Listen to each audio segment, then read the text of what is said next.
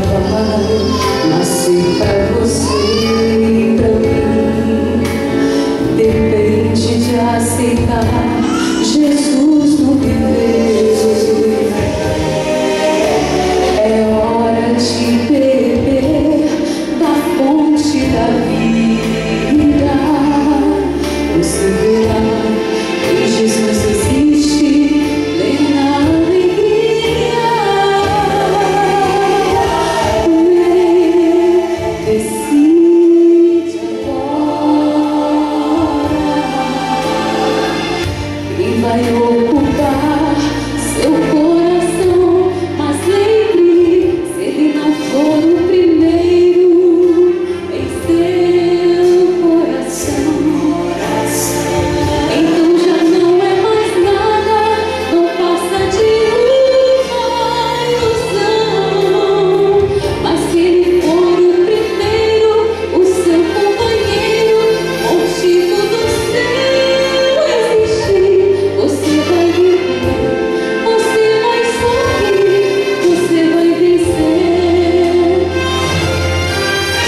Não há batalha perdida com Cristo. Ele mesmo criou cada sangue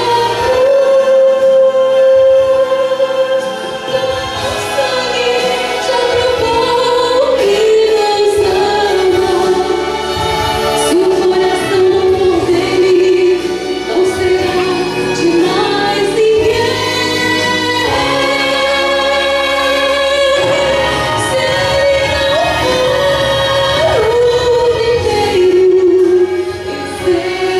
for o primeiro em seu coração, então já não é mais nada, não passa de uma ilusão. Mas se ele for o primeiro, o seu companheiro, motivo do seu existir, você vai viver, você vai sorrir, você vai vencer. Você vai sorrir,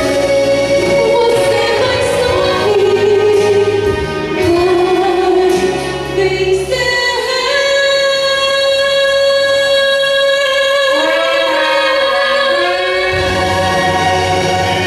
vencer. Amém. São João capítulo 2. Por favor, Evangelho de São João capítulo 2.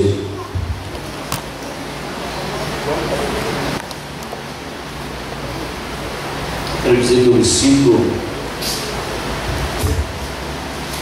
extremamente privilegiado por tão significativa oportunidade. Foi muito bom conhecer a igreja do colégio, sentir o carinho dos irmãos desde sexta-feira, quando o Júnior foi me buscar ali no aeroporto. Ele não está por aqui, né? Deve estar no plantão. Ele chegou lá com sono ainda. Esse pastor trabalha aí em 2 empregos, não é fácil. Sexta-feira é um dia que eu acabo dormindo um pouco. No sábado, tivemos o privilégio de almoçar ali na casa com a família do irmão Gerson. No sábado à noite saímos um pouquinho ali com o Rodrigo e mais alguns irmãos. No domingo, o Kleber nos levou para fazer um tour, né, pela cidade. Um dos lugares que ele tinha que passar, tinha que me apresentar, era a sede do Flamengo, para desespero do seu pai. Quando eu disse para o seu pai hoje que você me levou lá, disse: então estragou o passeio. E hoje, irmãos, a irmã Eva, a doce e agradável irmã Eva, juntamente com o irmão Musa e o Paulo, eles me pegaram e fizeram uma surpresa. Eu não imaginava que eu ia passar em cima do complexo do Alemão. Eu hoje subi um teleférico ali, muito gostoso aquilo ali. Eu tirei umas 200 fotos. Eu mandava lá para casa, mandei para o meu ancião, disse assim: rapaz, isso não está pacificado, não, desce daí.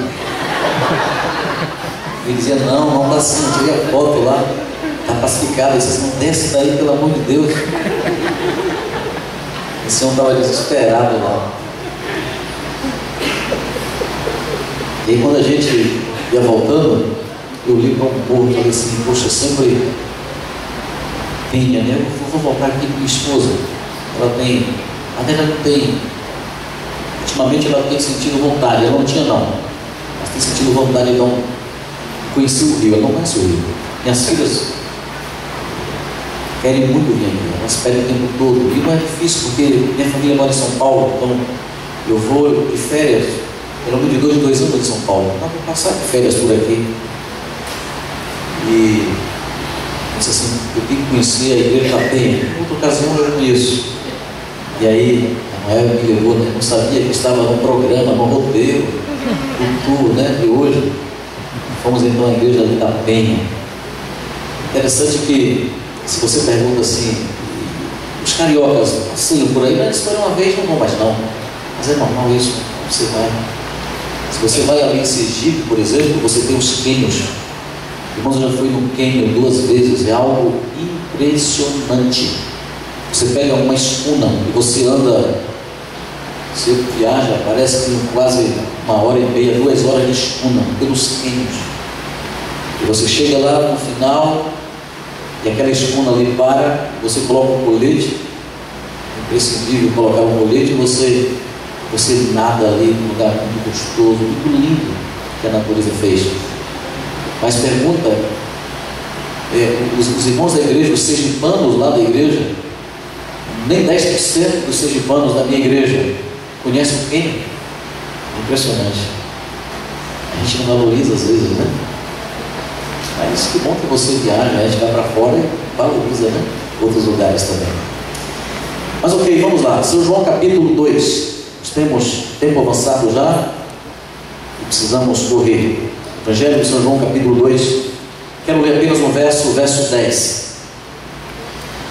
São João capítulo 2, versículo 10 diz assim: Eles disse, todos costumam pôr primeiro o bom vinho, e quando já beberam, fartamente servem o inferior. Tu, porém, guardaste o bom vinho até agora. É dia de festa no vilarejo Amigos de Caná. Moradores da vila se reúnem em torno de 2 famílias para celebrar a união de um novo casal. E você sabia que casamento, uma festa de casamento naquela época durava até 1 semana de alegria e de comemoração? Imaginem vocês, Jesus, a mãe de Jesus e os discípulos foram convidados para participar daquela festa. E esse casamento, irmãos, haveria de marcar o primeiro milagre de Jesus no início do ministério dele. Não há dúvidas de que são muitos os ensinos que nós podemos extrair desse relato, especialmente no que se refere à felicidade conjugal. Mas um dos mais lindos e profundos ensinos que eu tiro, irmãos, nessa noite desse texto é de que a presença de Cristo nas bodas de Caná marca a diferença entre a felicidade e a infelicidade na vida.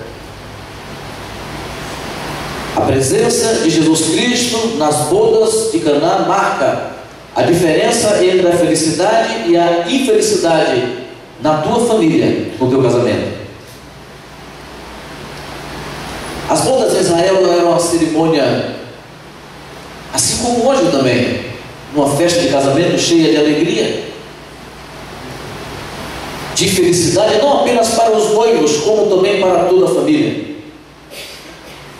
E diz o relato bíblico que tudo ia muito bem, tudo era alegria e felicidade. A alegria enchia o coração dos noivos, até que a tragédia entrou naquela casa, sem ser convidado. E a tragédia aqui está representada pelo vinho que corria abundantemente pelos copos dos convidados. E agora este vinho, sem dar aviso prévio, ele termina. E aqui existe um monte de implicações, e eu não vou me demorar nisso, mas apenas Um outro detalhe: acabar, por exemplo, a bebida durante uma festa, naquela época, era visto como um escândalo. Isso significava, irmãos, uma desonra para os noivos. Isso significava mais do que isso. Significava o fim da festa. Essa escassez de vinho era interpretada como uma falta de hospitalidade. Representava uma tragédia, irmãos, para os noivos que não sabiam, coitados, o que fazer para resolver o problema. Então aquela alegria, aquela felicidade que até aquele momento reinava no coração daqueles noivos, acabaram com a incerteza do casal sobre o que fazer. Eles estavam agora de mãos atadas. A falta de vinho trouxe angústia e pesar. Aqueles momentos que antes eram de alegria e de felicidade. Eu quero fazer, permita-me, uma aplicação entre as bodas de Caná e o Éden. Quando você olha, irmãos, para o Éden, você pode perceber como a tragédia das bodas de Caná se assemelha à tragédia que a humanidade viveu ali no princípio, ali da história deste mundo. Gênesis capítulo 1 diz que sempre foi o plano de Deus que o homem fosse completamente feliz. E quando o Senhor então conclui a sua criação, ele diz: e eis que é muito bom. O homem, irmãos, foi criado por Deus para que desfrutasse da criação feita por ele. Mas como nas bodas de Caná, a princípio, antes da queda, o homem também gozava de alegria, os nossos primeiros pais gozavam de felicidade, tudo ia muito bem ali no Jardim do Éden, até que a tragédia da desobediência arruinou tudo. A tragédia da desobediência, irmãos, fez com que faltasse o vinho. A alegria do lar dos nossos primeiros pais foi ofuscada com este ato de desobediência. Como nas bodas de Caná, os noivos também não sabiam, coitados, o que fazer para resolver o problema. Eu diria que da mesma forma hoje a humanidade não sabe como resolver a tragédia que o pecado causou. Há tantos desajustes, irmãos, na família moderna, ocasionando iras e ressentimentos, amarguras. Temos testemunhados, eu e você, separações e divórcios. Parece que o mundo não consegue enxergar o que é de belo e feio no casamento. E agora Maria, mãe de Jesus, ela percebe a seriedade da situação. Ela conhecia Jesus, ela foi até ele. Então ela diz assim: olha, mestre, nós temos um problema, acabou o vinho. Não há bebida para entreter os convidados. A reputação da família Jesus está em jogo. Esta infelicidade ficará para sempre na memória dos habitantes dessa pequena vila. E você sabe que Jesus não havia ainda feito milagres? E após ter questionado não ter chegado a sua hora, Maria insiste, certa de que Jesus podia fazer alguma coisa para resolver o problema daquela família. Sabe, queridos, e assim é a fé em Jesus. A fé reconhece que em Jesus há renovação. A fé reconhece que em Jesus há transformação. A fé reconhece, irmãos, que em Jesus há novas possibilidades.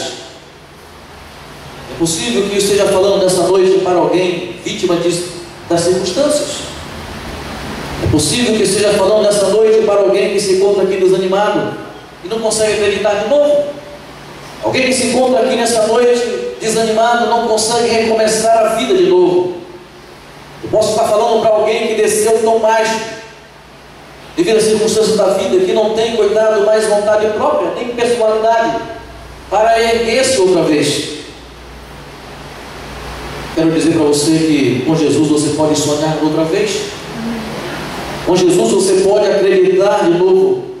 Com Jesus você pode começar a tua vida de novo. Maria chama aqueles servos e deixa com Jesus e diz assim para eles apenas: olha, façam tudo o que ele disser para você. Faça tudo o que ele mandar vocês fazerem. Nós conhecemos a história, haviam 6 potes, 6 talhas de água que serviam para os convidados proceder com os rituais de purificação segundo o costume dos hebreus. E Jesus então ordena que aquelas talhas fossem então cheias de água. Impressionante, irmãos, que sem levantar um dedo. O que me impressiona aqui nesse primeiro milagre de Jesus, que sem reboliço ou espetáculo, Jesus, depois de uma breve oração, ele realiza o milagre. E em segundo, então, ele ordena aqueles servos para que leve um pouco de vinho para os noivos, para o mestre de sala. E o mestre de sala vai experimentar o vinho. E ele então vai em direção aos noivos e diz assim: olha, o que foi que aconteceu? Vocês trocaram os vinhos, porque todos servem primeiro o vinho melhor. E quando os convidados já estão embriagados, quando eles não sabem mais distinguir uma coisa da outra, então se serve o vinho de segunda categoria, mas vocês deixaram o vinho melhor até agora. Quando eu leio essa história, fico pensando que presente de casamento Jesus oferece para esse casal e para as suas famílias. Que presente de casamento, onde poderia haver desgraça, irmãos, Jesus traz alegria. No iminente desastre, Jesus converte aquela tragédia em uma celebração. O melhor presente de casamento que este casal recebeu foi ter convidado Jesus Cristo para a festa. Eu diria também que o melhor presente que qualquer um de nós aqui, casados ou solteiros, o melhor presente que cada um de nós podemos receber é convidar Jesus para ser o nosso companheiro na festa da nossa vida. Mas espere um momento. Quando você começa a ler o relato, você observa que Jesus no início é convidado, mas parece que ao longo da festa, Jesus então inverte o seu papel. De convidado, Jesus se transforma então em anfitrião. De mais um rosto no meio da multidão, Jesus, irmão, se transforma na figura principal. Porque a partir desse momento é Ele que promove o banquete. É Ele que distribui com abundância, irmãos, a comida e a bebida. Diz a palavra que é Ele quem converte o nosso desespero em esperança. Jesus é a luz que brilha no meio da nossa escuridão. Ele continua sendo, irmãos, a sabedoria no meio da confusão da minha e da sua vida. Ele continua sendo a coragem no meio da nossa fraqueza.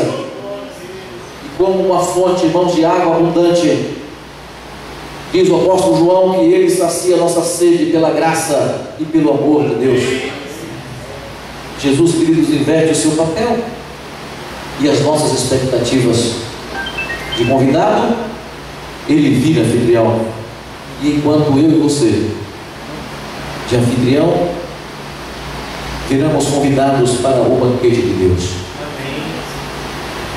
Ao longo da festa da vida, irmãos, quando a tragédia bate a porta da nossa casa sem ser convidada, quando nós falhamos, quando nós magoamos o próximo, as pessoas que nós mais amamos, já percebeu? Parece que as maiores feridas nós causamos nas pessoas que nós amamos. Quando você estiver tropeçando na escuridão e desespero, Jesus haverá de estender a mesa e haverá de convidar você: filho, venha aqui saciar a tua fome, pelo perdão e pelo amor de Deus. E Ele então diz: olha, eu, Jesus, sou a ressurreição. Em mim existe sempre renovação. Em mim existe sempre transformação e novas possibilidades. Jesus continua sendo o anfitrião do banquete de Deus. Maria deixa o problema na mão daquele que podia fazer alguma coisa. Eu costumo ler a Bíblia, somente os Evangelhos, e perguntar: por que essa história está aqui? Porque a gente se depara, irmãos, com histórias de início sem pés sem cabeça. Alguns detalhes parecem que insignificantes. Essa história, por exemplo, por que está aqui na Bíblia? Porque esse casamento, irmãos, é relatado aqui na Bíblia. Se Caná da Galileia era uma cidadezinha insignificante, e como que ainda hoje nós conhecemos, nós sabemos desse casamento? Porque Jesus estava lá. E ele, porque estava lá, ele fez toda a diferença. Ao pregar esse último sermão dessa noite, eu quero dizer para você que Jesus pode fazer toda a diferença na sua vida. Eu estou falando de uma pessoa, irmãos, que é toda especial. A sua presença fez diferença naquela festa. Pode fazer diferença também na sua vida, na sua casa, no seu casamento, no relacionamento com seus filhos. Sabe por que tem sido difícil permanecer casado?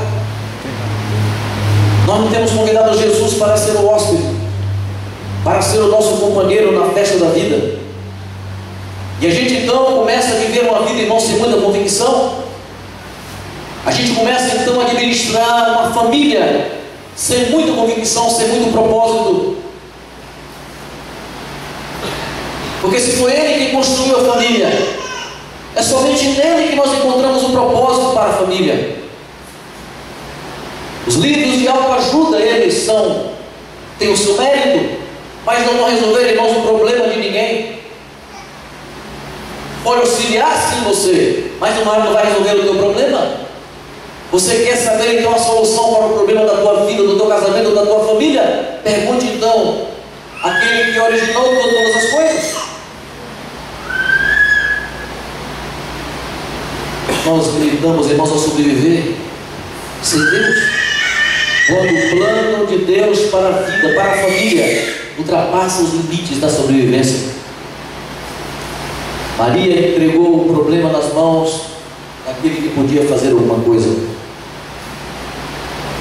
Quero nessa noite convidar você a entregar o teu problema também, as tuas dúvidas, as tuas frustrações, o teu medo nas mãos daquele que pode todas as coisas.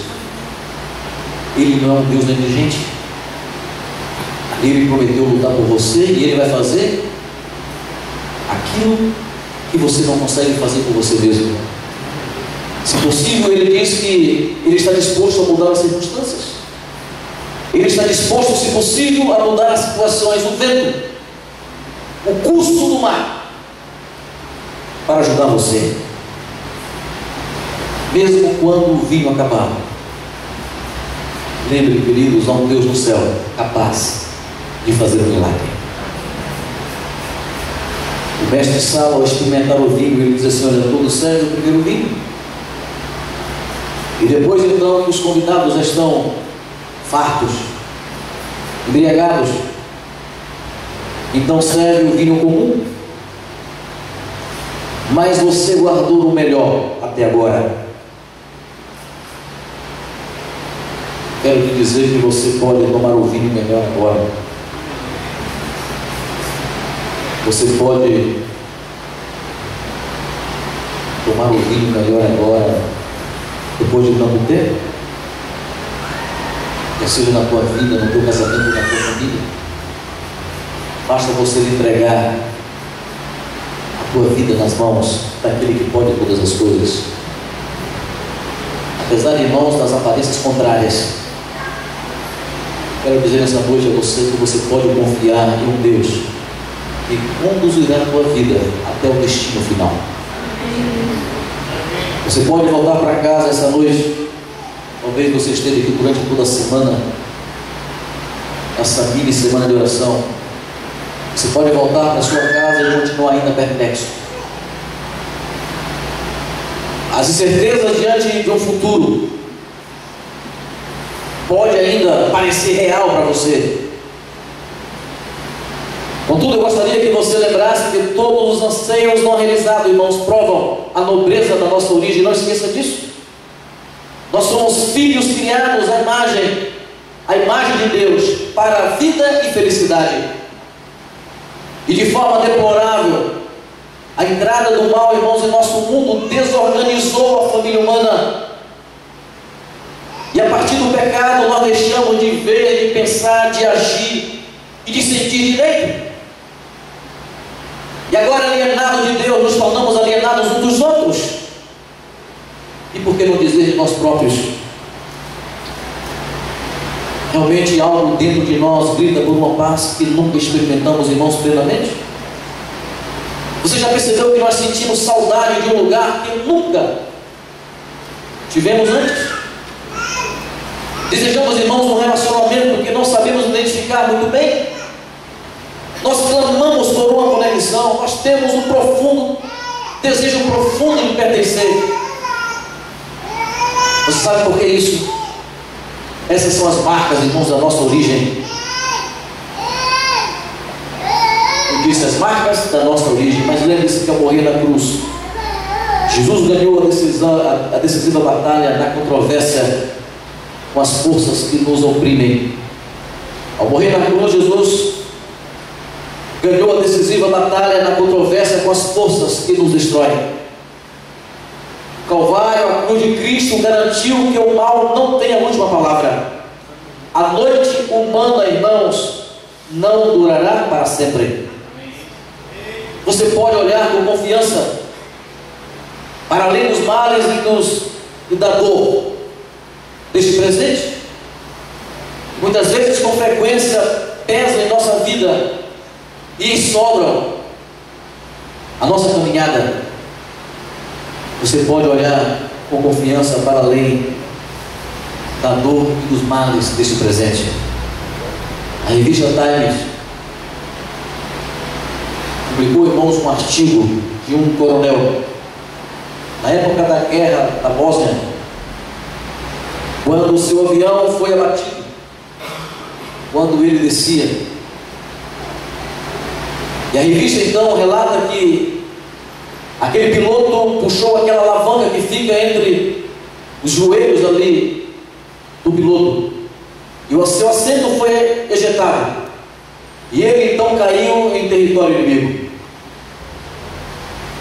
E agora aquele soldado descobriu que entre as coisas de seu material de sobrevivência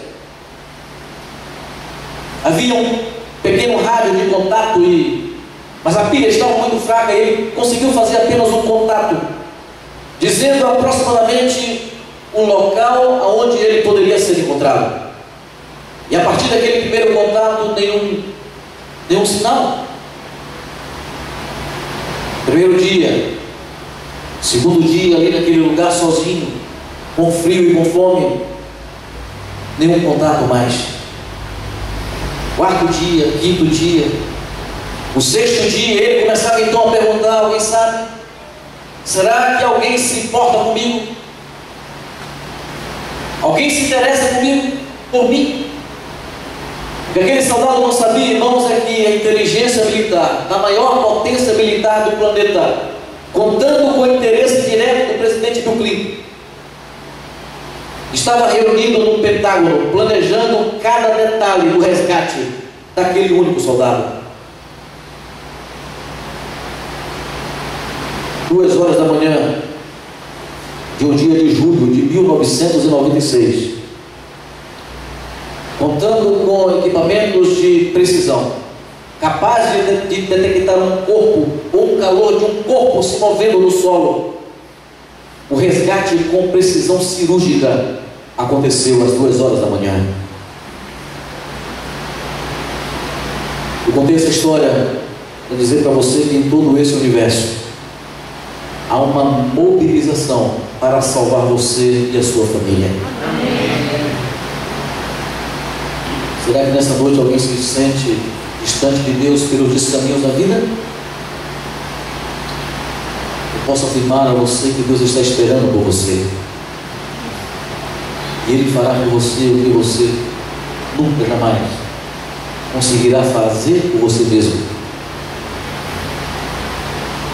Que você não entregar a sua vida a Ele nessa noite.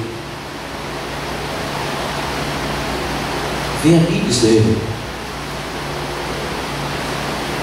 É essa exaustão, é esse cansaço, irmãos, que tornam tão especiais essas palavras dele quando disse: olha, vinde a mim.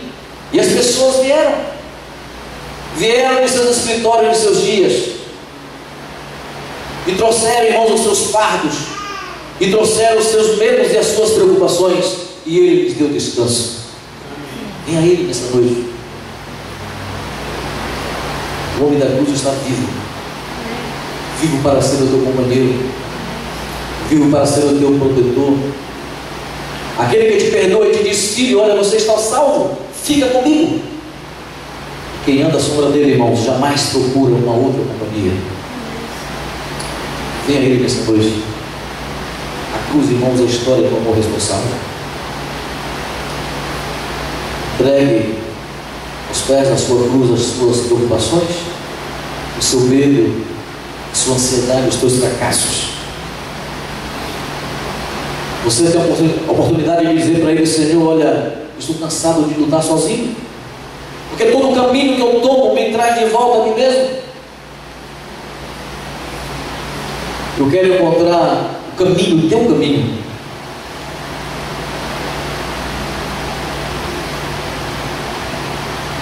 Jesus é a solução, queridos, para mim e para a sua vida.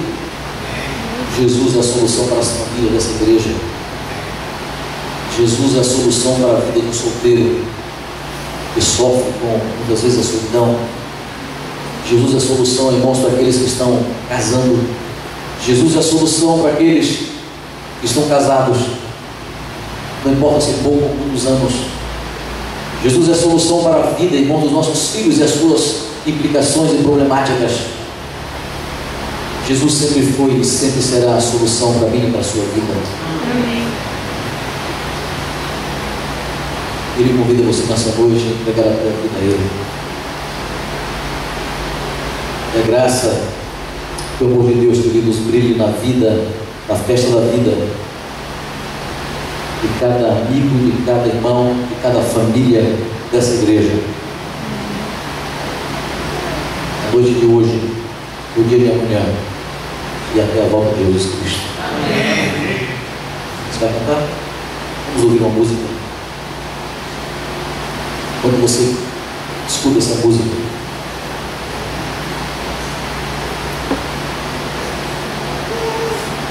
você pode fazer uma oração e dizer assim: Senhor, olha, eu preciso encontrar o caminho, eu preciso encontrar o teu caminho.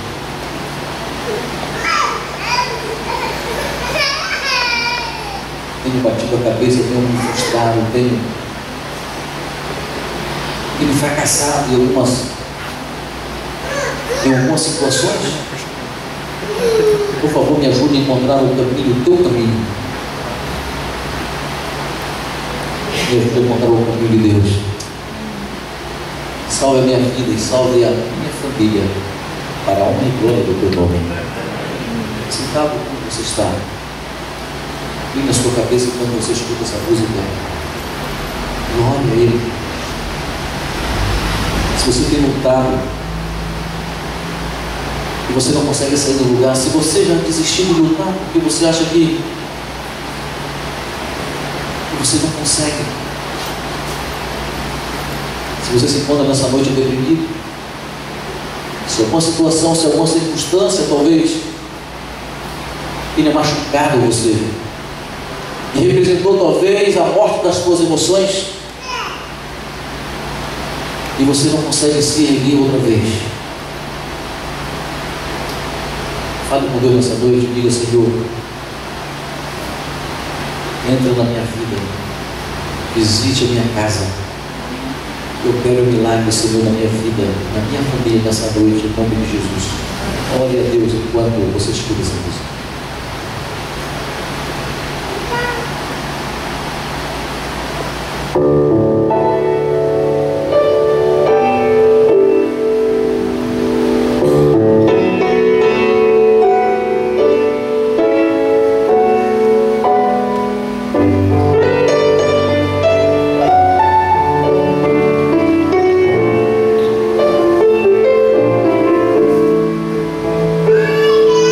Sou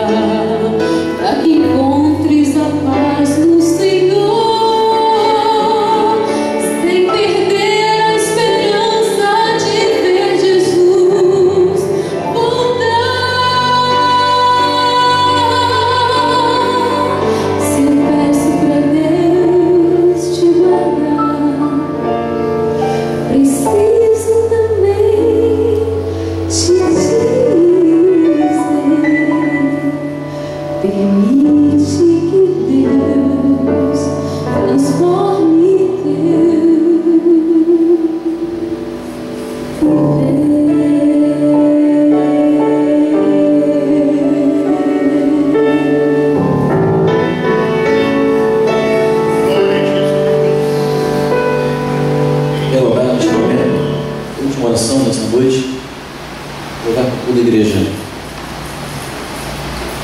Eu gostaria de orar nessa noite de forma assim específica, com o irmão, com a família, jovem, que está cansado de lutar sozinho. Nessa noite desiste de lutar sozinho. Gostaria de dizer a Deus em público: Senhor, eu me rogo, me lança aos teus pés essa noite. E, por favor, tome conta da minha vida. Administra a minha vida, Senhor. Administra a minha família. A única coisa que eu posso fazer, eu posso prometer ao Senhor, é tornar o Senhor primeiro na minha vida. Eu não vou sair de casa mais. Ao trabalho, para a faculdade, sem primeiro buscar o Senhor. Mas eu preciso que o Senhor abençoe a minha casa. Alguém necessitado nessa noite, gostaria que você viesse aqui, por favor. Não é um apelo, irmãos, involuntário, onde você precisa seguir todo mundo. Mas pode você chegar, você que tem necessidade nessa noite, de dizer: Pai, olha, eu cansei de lutar sozinho. Eu preciso da tua bênção. Uma bênção que muda tudo, que dá direção, que transforma a minha vida, a minha família. Querido, Jesus está voltando em um tempo muito mais recorde do que eu e você imaginamos. E quando Jesus acelera os passos em direção a essa terra, o diabo também tem as suas armadilhas e as suas estratégias, e ele vai tentar enganar você. Tudo que ele está preparado, e muito bem preparado, para dizer a você, para impressionar a você de tal maneira, para que você não perceba que Jesus está voltando. Essa é a estratégia dele.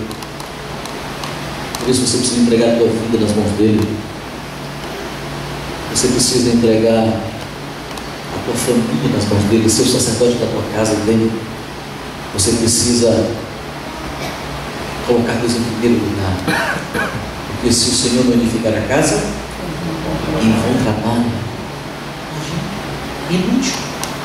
É inútil, irmãos, acordar de madrugada, comer o pão de um trabalho miserável.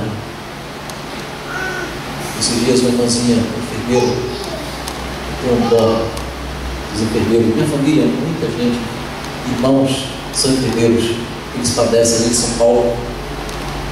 Minha irmã levanta 4 horas da manhã, minha cunhada, irmão, 4 horas. Preciso chegar no trabalho naquele trânsito maluco às 7 da manhã, então tem que acordar 4h20, pega o ônibus no metrô. Eu visitei uma enfermeira, irmã da igreja. Ela disse assim: eu falei, irmã, por que você está ausente? Ela disse: pastor, olha, não tenho tempo. Eu tenho 2 empregos, trabalho em 2 hospitais. E no sábado de manhã, quando eu estou de folga, então eu estou exausto, aí eu durmo. Eu disse: o que adianta tudo isso?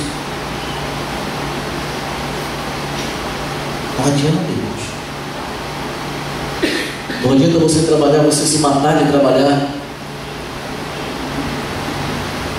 e não ver os filhos crescerem, não conviver com o cônjuge, não amar o cônjuge, não dar o seu melhor ao cônjuge, a sua família. Não adianta.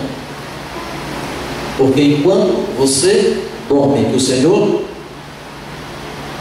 abençoa você. Não pense você que é você que põe um pão na sua mesa, mas é Deus que coloca a pão na tua mesa. Se a bênção de Deus estiver com você, se a bênção de Deus estiver na tua família, você vai ter sucesso, entende? Não é o teu trabalho. Não é um trabalho desgastante de dia e de noite sem parar que vai trazer felicidade para você, mas se a bênção de Deus estiver na tua casa, pense nessas coisas. Jesus está voltando, irmãos. E eu não preguei aqui nenhuma mensagem sensacionalista. Porque o sensacionalismo você escuta hoje, você decide hoje, mas amanhã você volta a ser tudo que era amanhã. Eu falei de coisa real. Pense nessas coisas. Entrega a tua vida a Deus. Faça dele primeiro. E Deus haverá de abençoar a tua casa, a tua vida. Oremos, bondoso Deus. Aqui encerramos, ó Deus, a missão que confiaste a nós nessa igreja, nessa noite. Durante esses dias nós trabalhamos aqui com esses teus filhos. Alguns assuntos que vêm incomodando a família moderna. E o principal deles, ó Deus, é a distância do Senhor.